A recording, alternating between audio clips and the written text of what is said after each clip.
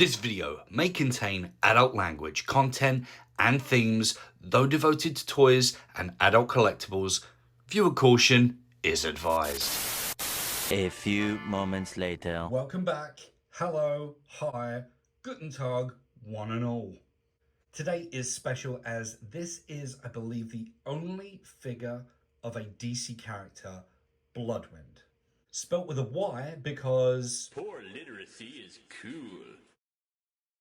So I have to start out immediately on the negative because I've noticed a lot of Page Puncher reviews have been going more towards a downhill spiral of negativity, and I don't want to start off like that, but here we are. I hate these clamshell packages. I absolutely hate them. Not only for that, but also the price for around $28 to $33 at GameStop, and that's with membership, mind you. But what really stings is the fact that no matter how good the figure is, and make no mistake, Bloodwynd here is a great figure. Like, honestly, the best in the wave, I'd say, but that's personal preference. But the biggest sting for me is the fact that, really, aside from a comic book, Bloodwynd comes with zero accessories. Nothing. Now, for a collector's edition at around $35, I'm okay there. They come with enough to justify the price, just about. And unfortunately, in 2026, we live in an era of scalpers, so yikes. Yeah, glad I found this one on the shelf. The figure, as I've said, is pretty damn cool, and here he is. Nice cloth cape, but with no wire, so Bloodwynd can't really pull off any cool cover poses. The body mold is that of Superman Red and Blue, mostly because that's the figure I associate this mold with primarily, so I'm always going to see those two figures. Now, compared to, say, another Page Puncher figure, but not exactly the same body mold, is Obsidian. You can really tell with all the little differences with the molding, especially with the jeweled braces, arm gauntlets, whatever you want to call them. So Obsidian does come with spare hands, which, cool, well, if they are matched in the same size. Now, remember this size thing, it will be important just in a minute, but yeah, this is quite egregious for a, again, $33 figure.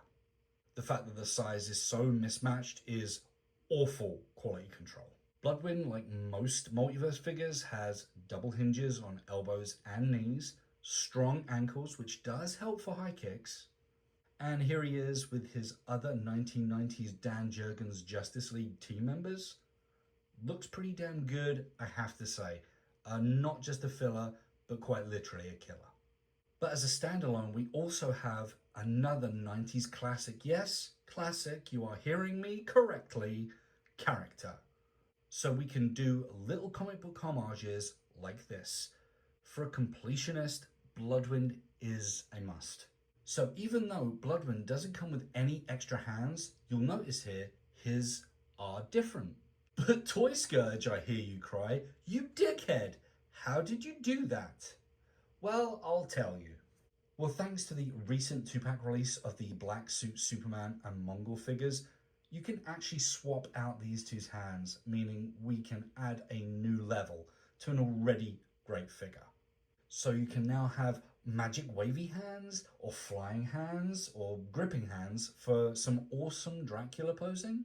Which is a stroke of luck because I'd only just purchased both items and was playing around with them, and it was just luck that I found out that I could do this.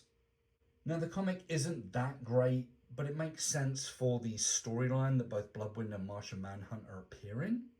So here's a brief summary of what goes on with Martian Manhunter and Bloodwynd. I'm a dude playing a dude disguised as another dude. The main villain is named Rot with 2 T's because poor literacy is... Yeah, we've already done the poor literacy clip. Yeah, whatever. And oddly enough, Weapons Master, who Jurgens had at the start of his Justice League run, and sort of is kind of a loose callback just to end out his character arc, which I didn't think he had a character arc. Also, side note, if we don't get a collector's edition Ray, normal, and powered up version for the Platinum, come on, McFarlane, come on. The clock is ticking. I want my Ray. If you've enjoyed watching this video and want more DC Multiverse content now and in the future, don't forget to hit subscribe, give the video a like, and I'll be seeing you in the next one.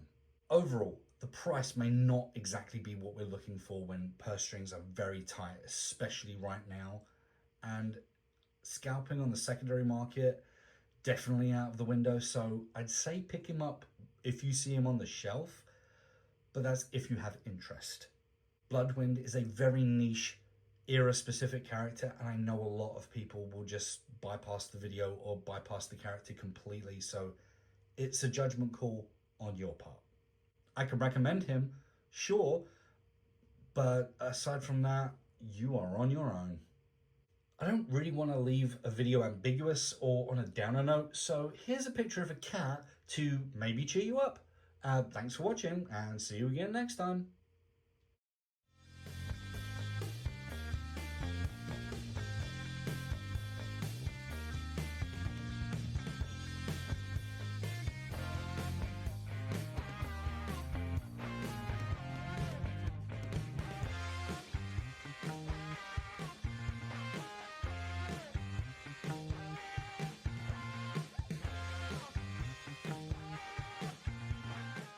You see those warriors from Hammerfell?